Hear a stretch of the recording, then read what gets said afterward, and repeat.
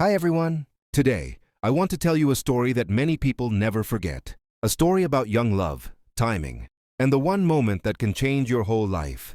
This story is called The Bench Under the Old Tree. Take a breath. Let's go back to high school. The story. The first time I saw her. I still remember the first day I saw her. It was a cold morning. Students were rushing to class, but she was sitting alone under the old tree. Her hair moved gently with the wind. Her eyes were looking at a small notebook, and her smile, quiet, soft, and real, was something I had never seen before. In that moment I didn't know her name, but my heart already whispered, "I want to know this girl."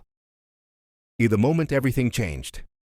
Every morning she sat on the same wooden bench, sometimes reading, sometimes writing, sometimes just looking at the sky like she was searching for something. I wanted to talk to her, but when you're young, your heart shakes before your feet move. So I watched from a distance, hoping one day the moment would come to me. And then it happened. One morning she dropped her notebook. Pages filled with drawings and small poems flew everywhere. I rushed to help. She looked at me and said, with a small grateful smile, "Thank you.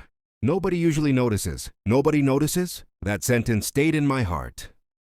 Getting closer. After that day we talked, little by little. Small conversations turned into long ones. I learned her name, Leah. She loved art, quiet places, and stories that made her cry. She believed every person had a secret sadness that they hide behind a smile. I didn't know it yet, but she was talking about herself. The secret she was hiding. One afternoon under the same old tree, her voice was softer than usual. She said, "Sometimes I feel like I don't belong anywhere." Then she looked at the ground. Her fingers played with the edges of her notebook. I didn't know what to say. I was young, but I could feel her pain, even if she didn't explain it. Some people speak loudly, others speak with their eyes. Leah was the second kind. She didn't need to say she was hurting. You could feel it. The day I almost said it. There was a day, a perfect day. The sun was warm, the sky clear. We laughed more than usual. Her smile was brighter, and my heart was louder. I wanted to tell her, "Leah, I like you." But before I opened my mouth, she said, "Jake, I'm moving to another city. My family leaves next week." The words hit me like cold water. Everything around us became quiet. Even the wind stopped. I wanted to say so many things, but my voice disappeared. I knew that if I told her my feelings now, it might make her stay, or make leaving harder. I didn't want her heart to break more than it already had, so I said nothing. On the last morning, on her last day, she came to the bench.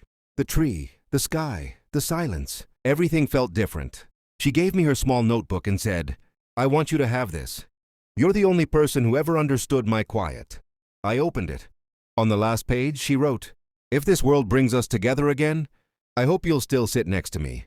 I looked up, but she had already walked away. No goodbye, just a soft smile and a small wave. Sometimes love doesn't need big endings. Sometimes it just leaves quietly, but stays forever. And that was the story of the girl under the old tree. Maybe you had someone like that too. Someone who touched your heart for a moment, but stayed for a lifetime. If this story touched you, leave a comment. More stories, please.